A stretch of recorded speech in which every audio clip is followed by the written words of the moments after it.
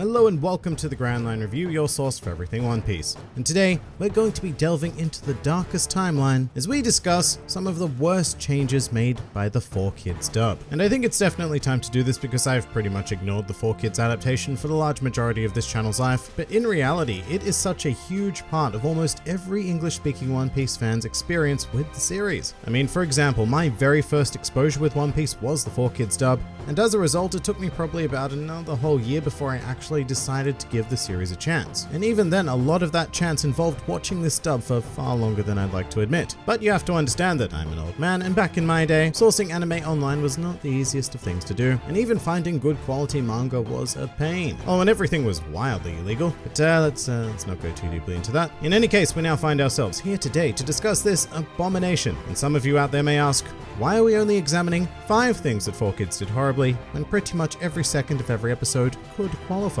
And it's because 5 is about all I can handle for one day. And so as a result, the criteria for this list is as follows. To be considered one of the worst 4Kids changes, a moment or choice must deviate so ridiculously from the original intention of One Piece that it either becomes a parody of itself or tears a gaping hole in the One Piece canon. Speaking of, nothing on this list must be canon, and in fact immediately after the conclusion of the video, I suggest we all just forget everything we've spoken about. But with that out of the way, let's begin, I guess. Welcome to the top 5 worst changes made by the 4Kids dub. Number 5.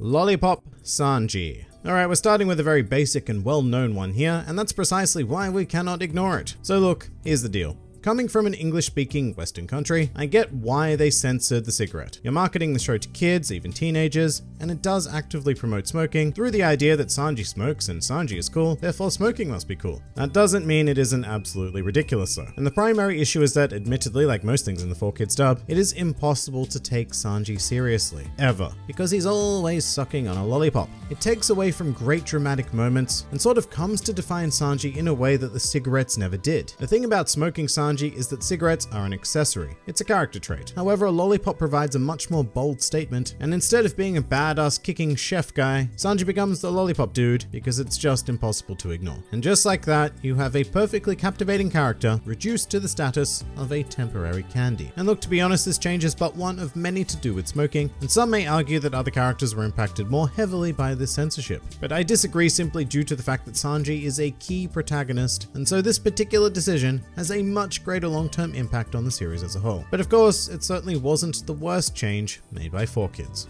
Number 4. Crocodile's hook.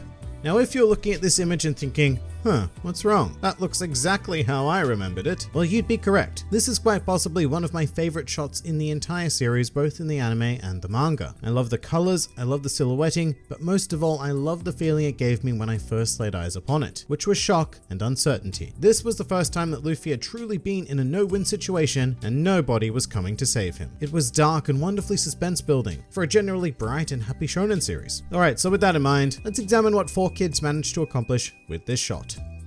Glorious, isn't it?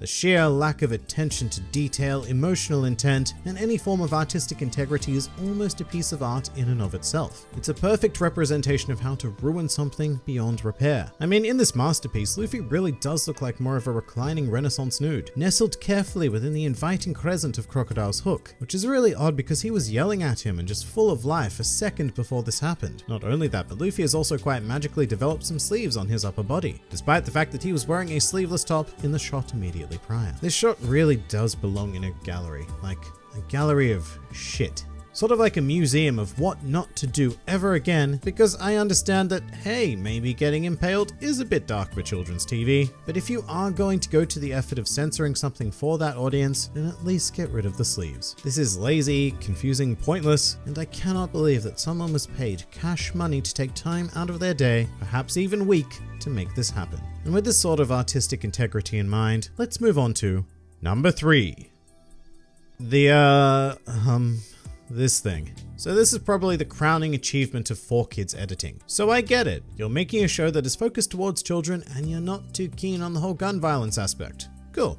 entirely understandable. Although I do question the sanity involved when choosing to adapt a series that, especially early on, has such a huge focus on guns, to the point where it is absolutely impossible to edit them all out. So as a result, we get things like making them look like water pistols or chucking corks in them, which is sad, but that's one thing. And it's entirely another when we are presented with this. Now, I honestly can't tell if the result of this gun edit is because someone was feeling incredibly uncreative that day, or because someone was feeling far too creative that day. Either way, this is what we have, and I struggle to explain what this device is, or why Kobe, Luffy, or even the audience cares. As far as I can tell, what was once a gun is now some sort of precarious trigger-activated power hammer, which first of all, the implications of that are so much more brutal than an actual gun, because it implies that Helmeppo is willing to use blunt force to quite violently injure and possibly kill Kobe. And I guess that might be where making it look so ridiculous comes into effect, because it minimizes the thought of potentially bludgeoning someone to death. But the problem is also that, well, Kobe could just run away, because this weapon is no longer a projectile and will have an incredibly short range. So what we have is a completely threatening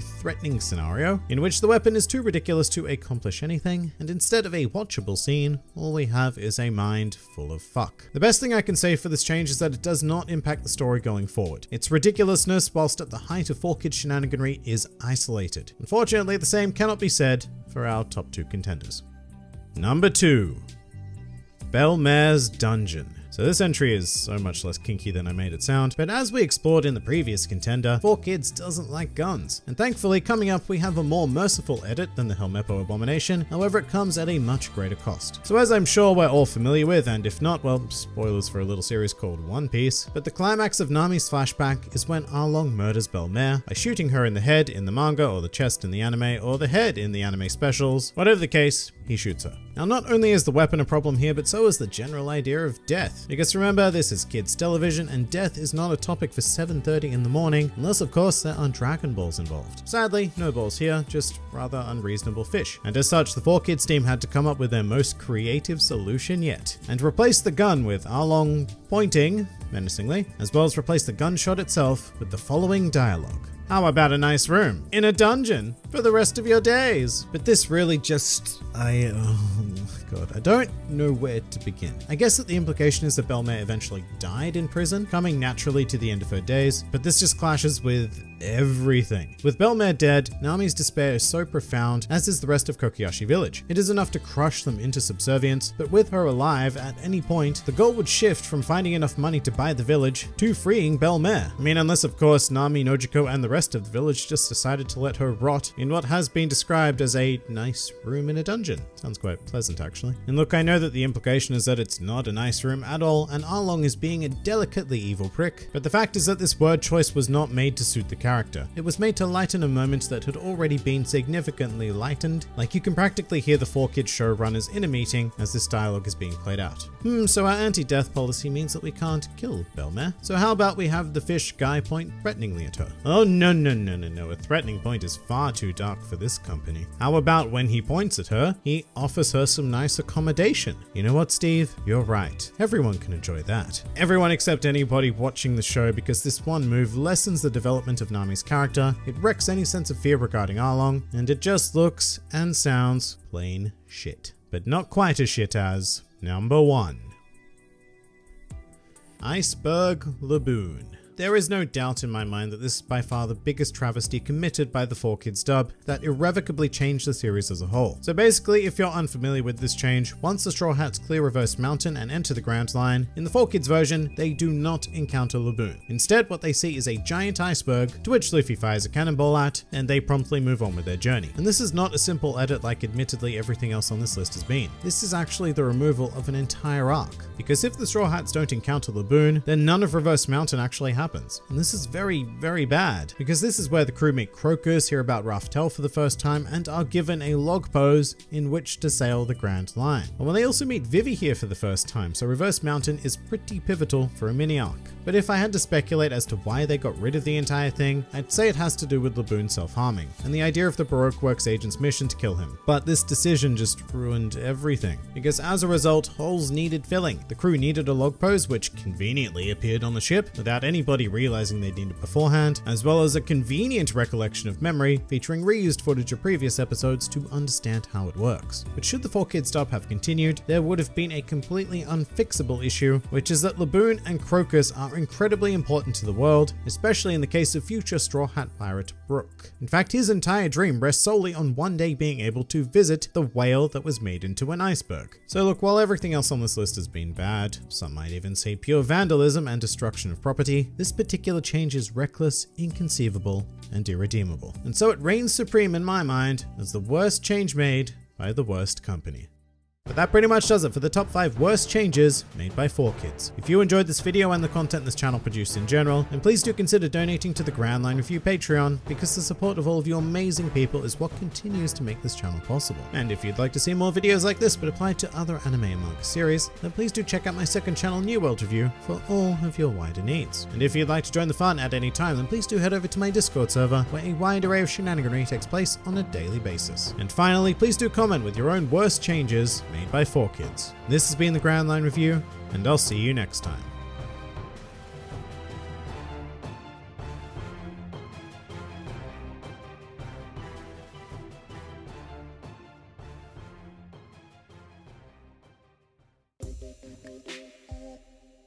Do you think aliens exist? Yeah, sure, why not? They might not be the oval-headed, anal-probing beings that we've seen in a lot of media, but I find it pretty shockingly hard to believe that there is no other sentient life in the universe. Plus, aliens have been confirmed to exist in One Piece, so why not real life, eh? Whatever happened to Zoro's buddies, Johnny and Yosaku? Ah, fun question here. So if you're an anime-only watcher, you'll probably have no idea what became of this dynamic duo. However, they have popped up in the manga during one of the post-time skip cover stories. And essentially, immediately after Arlong's defeat, these two parted ways with the Straw Hats and continued the whole bounty hunting game. However, they were so terrible at it that they gave up and decided to become fishermen in Kokoyashi Village, where they live to this very day. Have you ever read/watched One Piece? No.